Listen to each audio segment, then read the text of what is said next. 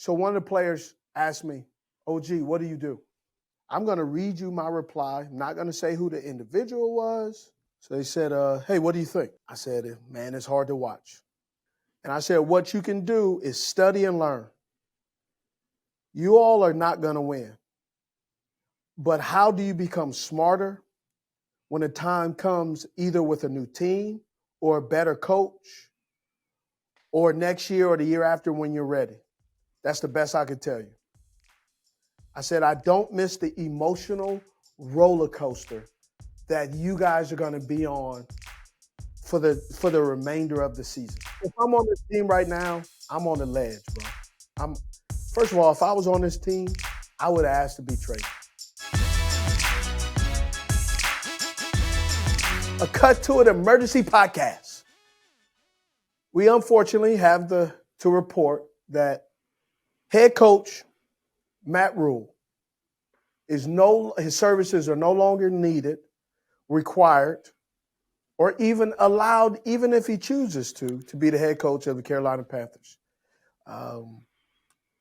David Tepper has decided that he will move on, and the interim head coach is former defensive coordinator, the current secondaries coach, former Arizona Cardinals head coach, Steve Wilks. My first reaction was, what took so long? Because man, oh man, was this not? We hear it every time a college coach comes to the NFL. Like, can he make that transition? It's not for everybody, and it Correct. does not seem to be for Matt Rhule. What was your initial reaction? Obviously, you're down there right now. Are people happy? Are people shocked? Like, what's the temperature? Well, I haven't really taken a temperature or a poll of what people believe or not. I knew something was up because I started getting a whole bunch of texts. I was running a few errands around town preparing for tomorrow's show, and got this news. And one, I'm happy for Coach Wilks. I like Coach Wilks. I think he's a super intelligent, well-rounded, very respected in the locker room, whether he's a head coach, defense coordinator, or the corners coach, secondaries coach. My first reaction in my mind out loud, like if I put the cameras away and I go, what's my reaction? My first reaction is, what is a legitimate or realistic expectation of a turnaround?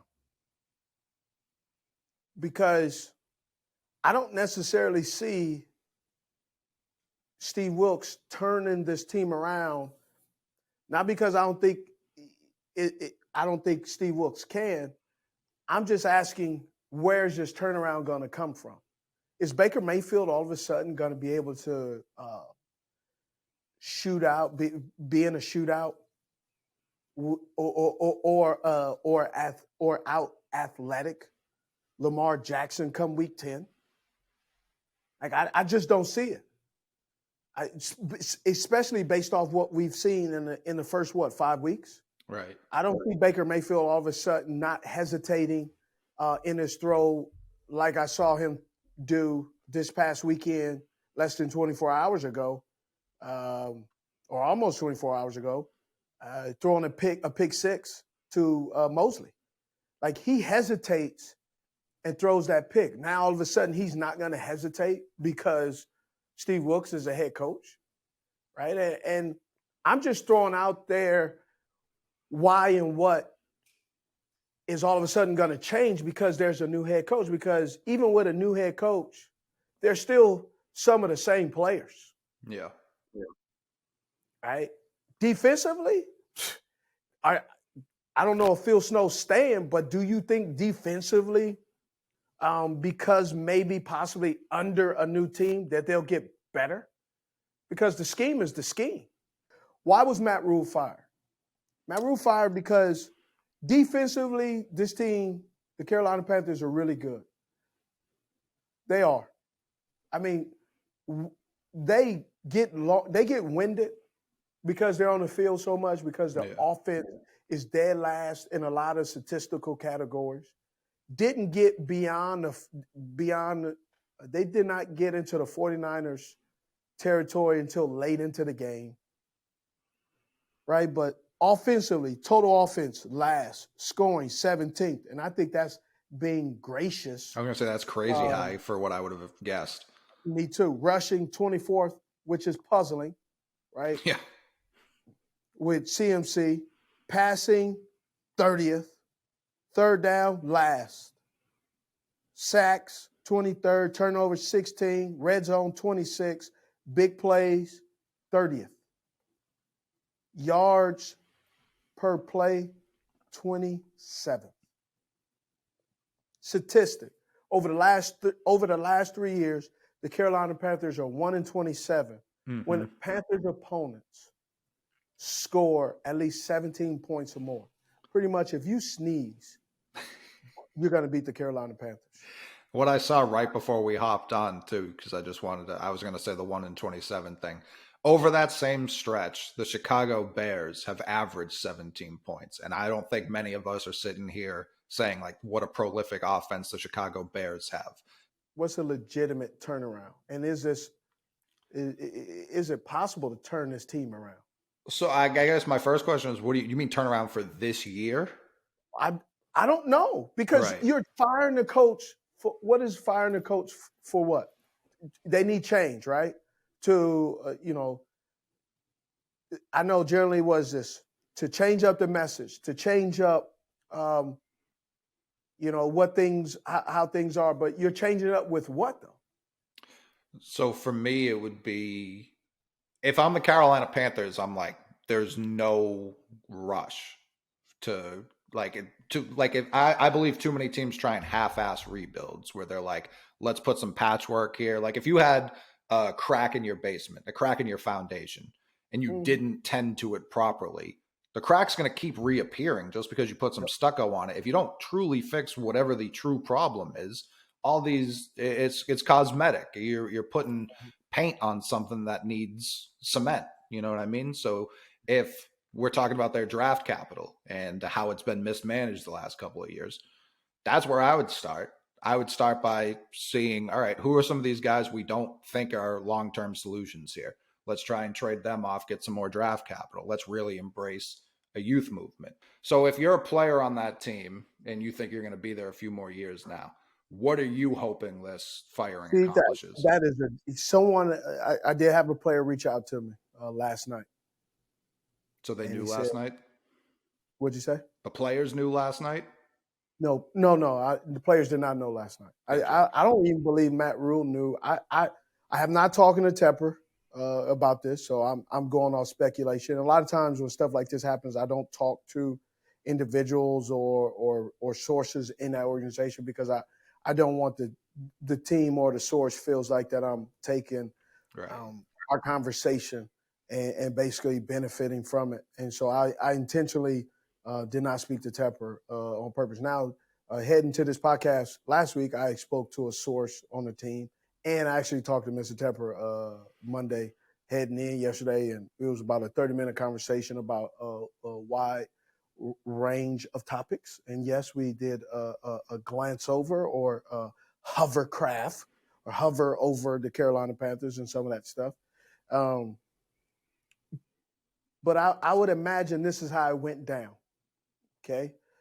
Now, this is not coming from Mr. Tepper. So this is just my assumption based off knowing Mr. Tepper, knowing his passion for winning,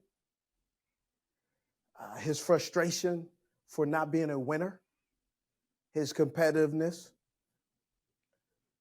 Matt Rhule has a press conference earlier this morning, and in his press conference, he spoke as if he was the head coach still of the Carolina Panthers. So that tells me one thing only, that he must have met with Mr. Tepper prior to that. I know he met with him after the game. It was a home game. I know Mr. Tepper generally says they talk. After, especially if it's a home game, they talk. He's going to give you his opinion, whether you like it or not. Right? So they talk.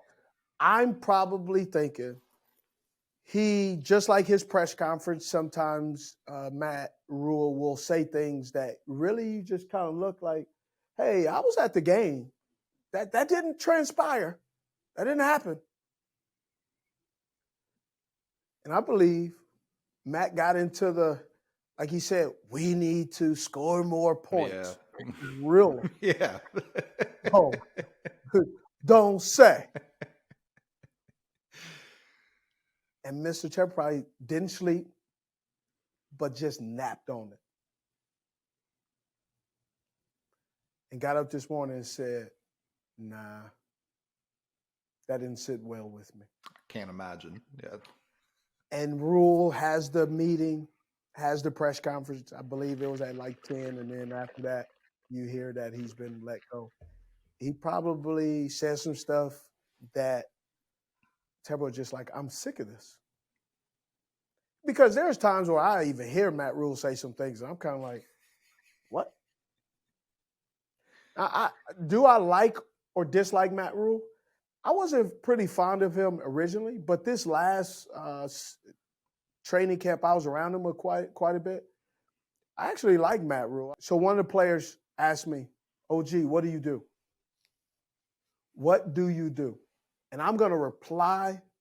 I'm going to read you my reply. I'm not going to say who the individual was. So they said, hey, what do you think?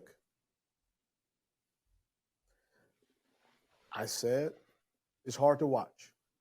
This was Sunday night. This is about 10 o'clock last night. Okay. Somebody text me. I'm not going to say who. No, of course. I said, man, it's hard to watch. I also said, the one thing, though, Baker hasn't been playing great, but I don't believe that the offense coordinator has dialed up the plays in the game to help Baker and help this offense.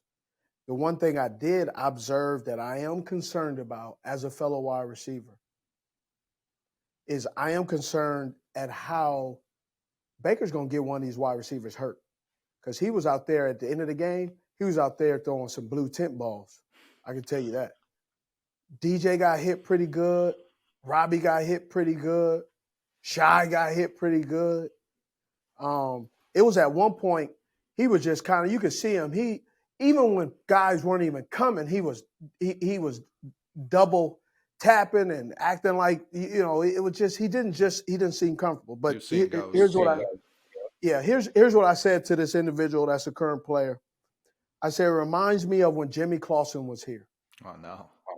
Right? And I said, what you can do is study and learn.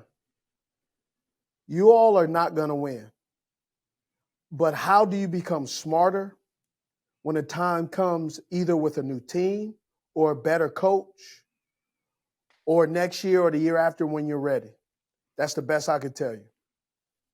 I said, I don't miss the emotional roller coaster that you guys are going to be on for the remainder of the season. If I'm on this team right now, I'm on the ledge, bro. First of all, if I was on this team, I would ask to be traded. Really? Yes. How, like after this game or much earlier in the season? 2 weeks ago, I would have asked to be traded. So you would have started the year there. You would have tried. You would have given it a shot. I would have given it 2 years and 2 weeks, and then I'm out. I'm done. Gone. Is it just because of? Is it because Zero of the coach, I think the quarterback play, all of it? I just watch it. Just watching this offense, right? You got Christian McCaffrey. He's stud, stallion. DJ Moore. Where do I fit in? Where do I fit in this offense? You're not getting the ball to CJ, so you're gonna give it to me. You're not getting the ball to Robbie Anderson, so you're gonna give it to me. You're not getting the ball to DJ Moore, you're gonna give it to me. Like where do you fit? What gives me hope that the transition of Steve Wilkes, which I believe will help, but there are some glaring deficiencies on this offense that has nothing to do with the coach. It has to do with lack of execution. I'm just not sure what's going to happen. So what? Because I almost feel bad for Wilkes. He got a raw deal in Arizona, and now Oh, he got a crooked deal in Arizona. He had no shot. no, They and they now he had inherits this. yes. He inherits this. Scott Fitter, a general manager, which I believe in. But some people are, saying, well, it's his fault. But people got to go back and look and remember the contract. Matt Rhule had final say over the final roster, Right. which I believe was a mistake. But when you're a college coach, right? Let's just break down. Let's break down. Again, I don't have anything against Matt Rhule, but I do think there is a huge difference between college coaches and NFL coaches, and let's break down college coaches and why sometimes college coaches, when you hire one, can get you in trouble.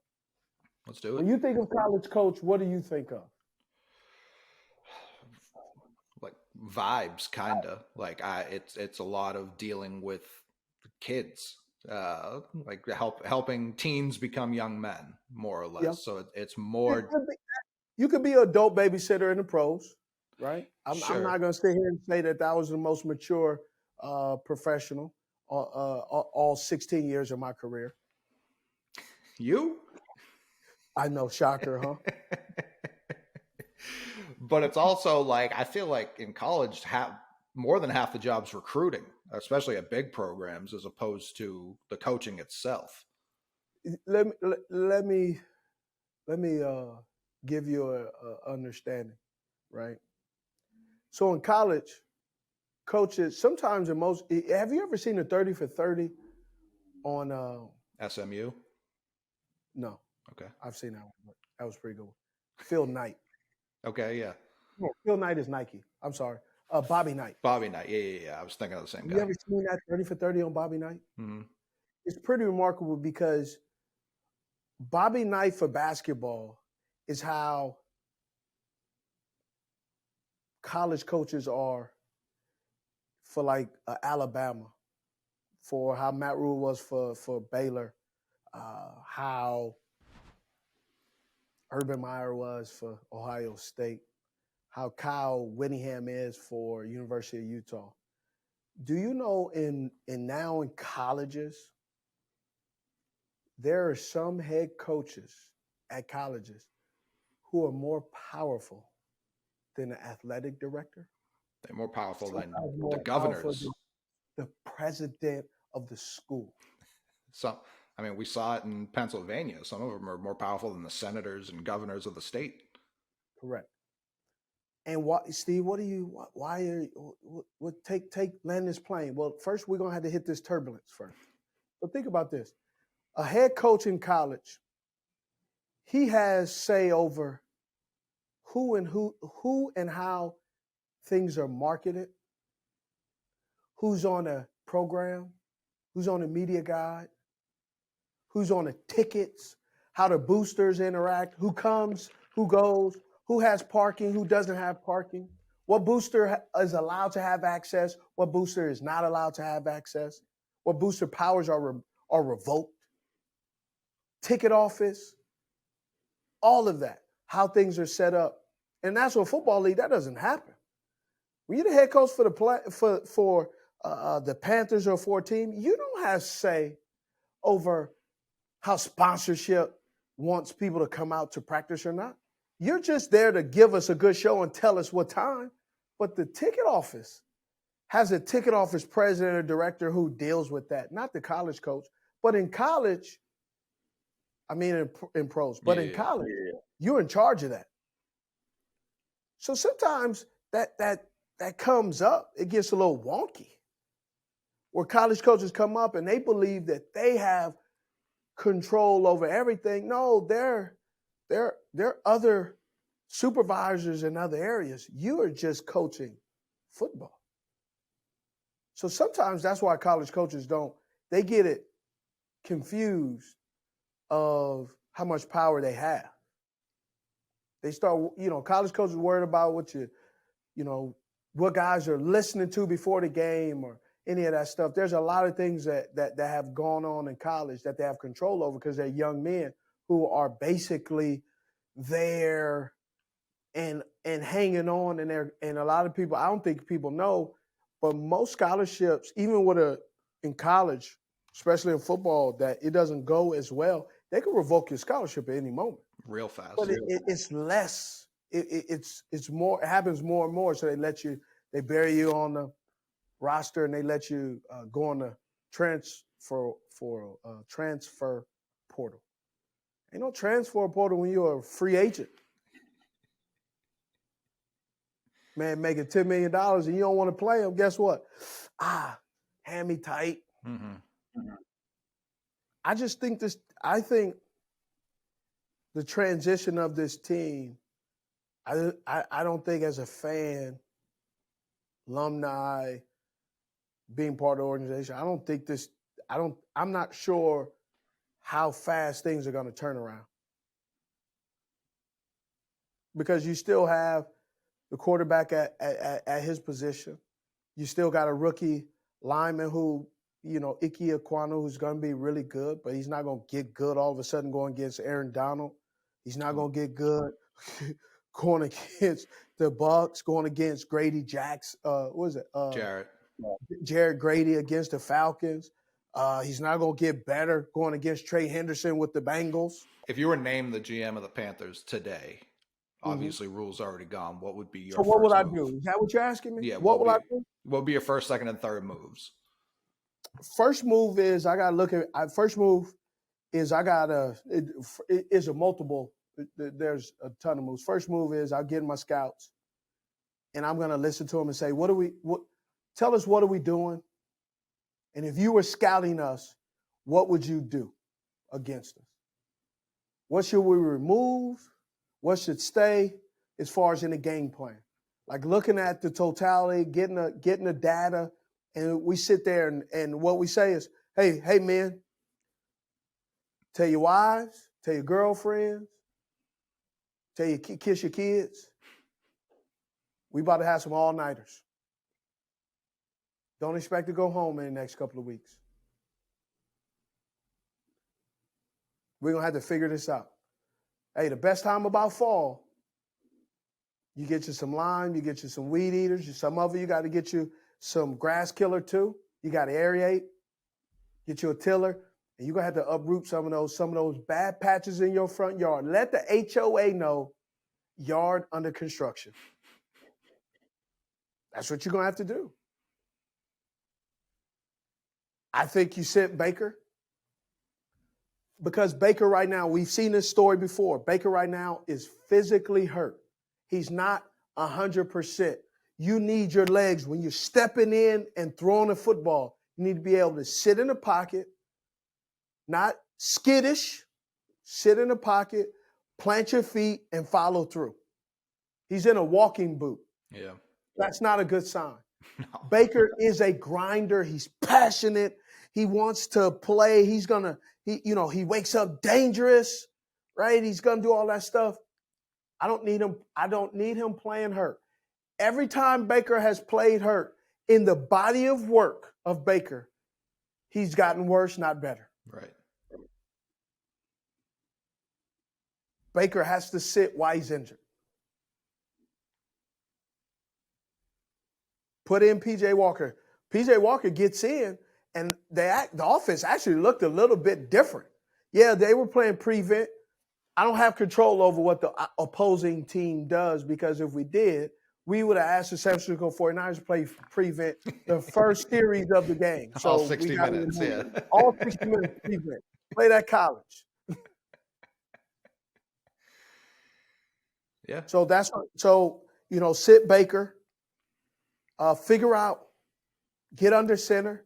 Don't do the RPO game. Just if you're going to run. If you're going to pass. Give me pistol, give me shotgun, but give me some plays under center too.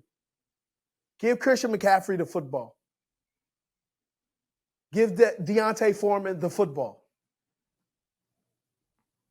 DJ. I may actually deactivate Chuba Hubbard right now, because sometimes he doesn't make some of the best decisions. He does some things sometimes I kind of scratch my head. He's still and I don't know what that's from or why. Wide receiver, why is it, I've heard that Rashad Higgins isn't playing much, but he's active every week because he has the ability. He knows all the positions, and knowledge is value. Play him then if he's dressed. Yeah. Find out. Play him. Don't just have him as a security blanket, and you getting beat. Why is he a security blanket if you're getting beat? He should be playing. Yeah. House is on fire. You got a fire extinguisher, and you're just saving it for the next fire. Yeah. But everybody else is trapped in the house. So, do you think Rhule was the only issue in the coaching staff as a whole? Well, I as they say, it starts at the top, right? For sure. So Matt Rhule is a head coach, so everything, all the deficiencies trickle down. Mm-hmm. Offensively, Matt Rhule is notoriously known for, I guess, offense. But what his line of work, what he majored in, was not effective. This offense has struggled from day one since he's been a head coach.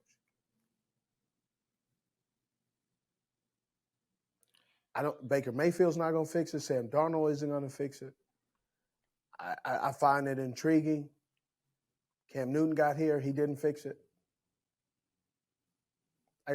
So interesting thing about Cam Newton, right? Bringing Cam Newton up only for this as an example. You put Cam Newton in. He gets here. Actually, last year he got here around the Arizona game. You put him in splash plays. He makes an impact. Cam Newton hadn't been here long enough to absorb the whole playbook. And you let him run 2 minutes and then throw him under the bus and say that he needs to know the whole playbook. How? Right. How does he know the whole playbook when the man just got here 17 days ago? Like, those are the little things that, like, when I sit there and I question, like, well, how is that good coaching? Why don't you let PJ, who's been there, who knows your offense, and he's the reason why, because of the history, you brought him from Temple where you coached him so he knows your stuff. Hence, if your quarterback who's played in the XFL, plays in the NFL, played for you in college, still knows your system, that means you haven't evolved as offensive coach. Yeah, true. Anyway, right? Which means if you haven't evolved and your former quarterback, you're still running possibly these plays. Not sure if that is the case, possibly these plays. What do you think the scouting department for the opposing teams do? Right. You think they're not watching those same plays that PJ Walker was running in Temple that you might be running in the NFL, but we call this in the NFL, and men play on Thursdays, Mondays, and Sundays, but you're running plays that little boys were running on Saturdays? Do you think this was rushed in terms of his elevation to the NFL? Because when I think of college coaches that have succeeded in the NFL after crashing and burning in the NFL, it's Pete Carroll. Pete Carroll, when he was in New England, there were stories he would try and punish the guys like they were college kids. He would say, like, he'd cuss someone out during practice, say, see me after practice, I'm going to make you run the stairs.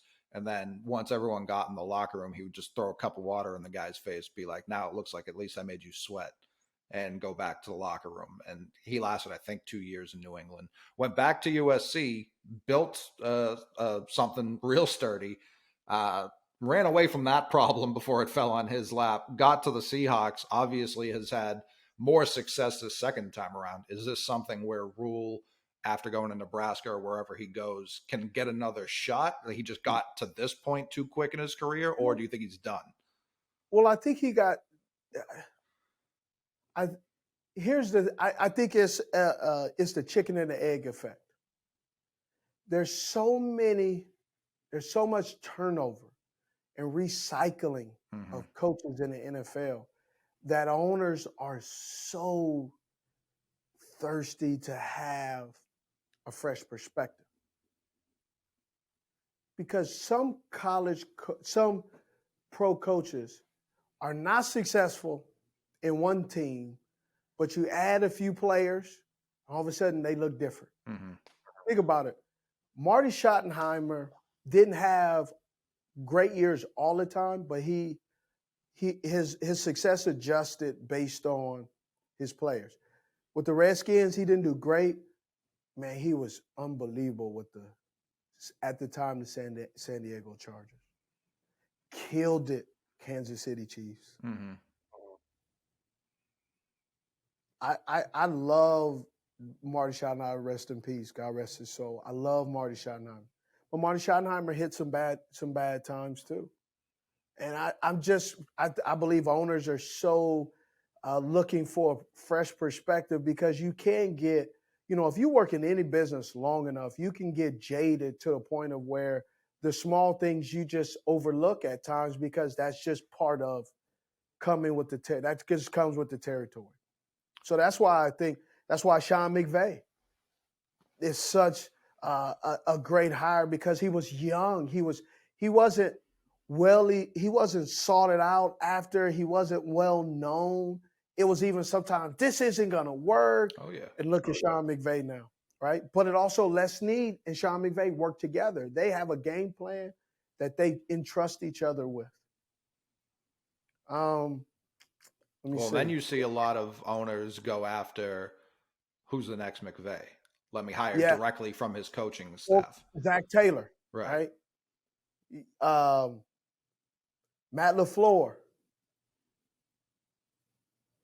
Kyle Shanahan, right? You have, they hire Kyle Shanahan. They have John Lynch, who was a TV analyst.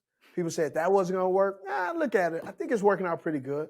Shout out to John Lynch. John Lynch is doing well. Kyle Shanahan. They're figuring it out. Talking about firemen.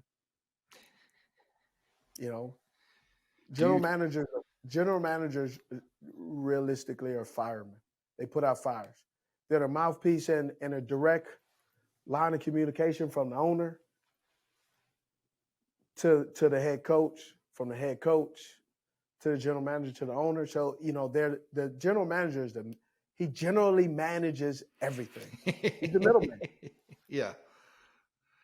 Do you think Matt Rhule's still employed if Jimmy G was the quarterback instead of Baker? Ooh. I think the person that people are not really looking at and we're giving a pass to and we're throwing Matt Rhule under the bus is Ben McAdoo. Well, that's why I asked about the other coaches. Because Ben McAdoo, I don't know if you noticed, Jimmy G is not mobile. I had a feeling, yeah. But Ben McAdoo has Baker Mayfield acting like he's mobile. Ben McAdoo offense, Ben McAdoo likes mobile quarterbacks. Guess what Baker Mayfield and Sam Darnold are not? Yeah. Mobile quarterbacks. Now, I think P.J. Walker is a little bit more mobile, but a lot of people don't understand. P.J. Walker likes to throw the ball. P.J. Walker likes to look down the field and push the ball down the field. So I'm not necessarily sure. But then I also think because P.J. is a different personality and a person, I also think that they could probably have some success with his mobility because of him being able to be on the move and throw the ball and be comfortable and actually be a run threat. Because Baker Mayfield is not a run threat in this mobile offense. And so you don't respect the run pass. You almost like I think some people are laughing because Baker Mayfield on the run does not equal, oh no, we're scared. Right? In regards to Josh Allen, get nervous. Oh, yeah. Tua, get nervous. Russell Wilson, when he was with the Seahawks, get nervous. Baker Mayfield, get nervous. Kyler Murray, get nervous. Until it's the last moment at the end of the Philadelphia Eagles game. Did I not call this? Did I not say Yeah. he leaves plays out on the field? If you were put in the position right now, would still be trying to compete this year. Is that necessarily for this year's playoffs in Compete for mind, what? or to? What are we competing for? Well, that's what I was when I asked you what you would You do. compete. Here's what you compete. You compete is you be able you try to compete to be able to figure out who stays, who goes. Right. It's still with next year in mind. Oh, next year, yes, definitely. Next year was 3 games ago. Oh, for Yeah. sure. Is it so? Now because you're talking about mobile quarterbacks, why wasn't Malik Willis more of a target in the draft? Is it just because of the lack of capital, the lack of like the holes everywhere? I think Malik is still. I think Malik because here's why. Malik is still an unfinished product. For sure. There's still some areas in Malik's game that you have to develop, and I think there's an area that I don't think they can really actually mold him. Because if you get Malik, well, you have Matt too, but if you get Malik right now, Malik could be possibly playing. Oh, definitely. Do you feel comfortable that Malik would have success in this offense? No, I think So you know what happens? You shatter and you ruin his confidence moving forward. end his career pretty You know much. what you have? You have a potential like a Mac Jones right now, where you have a Trade Davis bait? Mills, where you all of a sudden you have put a kid in position a little bit of success, but then heading into the second year, he's digressed. Mm-hmm. Davis Mills was hitting at 61, 64%, 62% completion. He's down to 58, 57. It's a drop back. That team is not as good as it used to be, and they were worse off last year. They didn't have a running game last year like they have today. I think this is a part where for the veterans, you have to go in here and you go, how do I get better? How do I learn? How do I sharpen my tool so when we really go hunting next year, that I know what I'm doing? I've now all of a sudden, we go hunting next year, I know how to throw my spear. I know how to use my bow and arrow. I know how to get my machete, and my tracking skills are better. Right? I get on I'm getting on the treadmill. I'm getting my cardio ready. Already, I'm starting to plan out, not just my vacations, but I'm also planning out my training for next year, also on my vacation, so I can come into camp, whoever the head coach is, and know that as a veteran, I'm not one you're getting rid of. You can trust me. This is a job interview for whoever's going to be the head coach next year. Well, yeah, I think that would be my last question. How does Steve Wilkes lose that interim tag and just be the head coach of the Carolina Panthers? What can he do to make this his job moving forward? Well, one, Steve Wilkes be himself, and that's very good enough right there. Let's just Steve Wilkes went to Johnson C. Smith here, went to West Mac here in Charlotte. He is Charlotte. Went to Johnson C. Smith, right? He is Charlotte. But I think how he does it is he must figure out the Rubik's Cube of the Carolina Panthers. He needs to figure out how do all the colors match up. And you can't base his success or his ability to interview for this job based on the win and loss record, because he's a three-legged animal in a four-legged race. He's already at a disadvantage. This team, who is, what are they in big play? 27th in big plays and 27th in yards per play and 30th in big plays and 28th in red zone. They do not all of a sudden become in the top 15, top 10. Doesn't happen. Yeah, they're not the Chiefs tomorrow. That's not how this works. No. because it ain't no Patrick Mahomes strutting through Mint Street. Not on this roster. No. And it sure ain't no Eric Bieniemy or Andy Reid as a coordinator either. Let's get that correct. To summarize, what do we expect? I expect the same Carolina Panthers team, a team that'll keep fighting, that's led by their defense, but their offense must step up. They must make some adjustments. I'll be really interested to see how does Phil Snow stay, or is he married to Matt Rhule? Are they locked hip to hip to where they all ride off in the sunset together? Or is Matt Rhule and Phil Snow, or will Phil Snow leave now that Matt Rule's not there? And how will that defense look? Because that defense also, too, in the second half seems to be exposed a little bit in the second half. People seem to figure them out very quickly heading in the third, and eventually in the fourth quarter, they are just done. So the defense, and then what does the offense do? Simple fix seems to just be give Christian the ball slightly more. Can't hurt. No, it'll only help you. You're right. Because we know what it looks like if you don't give him the football, right? We've seen that. Overall, a good day for the Carolina Panthers. Not a good day because someone lost his job, but for the direction of the team. Yeah, I don't think it's a good day for the Carolina Panthers. Let me say that. Let me also say, I don't think necessarily firing Matt Rhule makes it a better day. It still puts us in a place where we're still uncertain what is the identity of the Carolina Panthers. What I do think is now that you have Coach Wilkes as the head coach, I think he will give 110% to figure out and to wean out who and what the Carolina Panthers should be moving forward. Because ultimately our mantra is keep pounding. I'm Steve Smith Sr. Coley Mick. And this is Cut to It.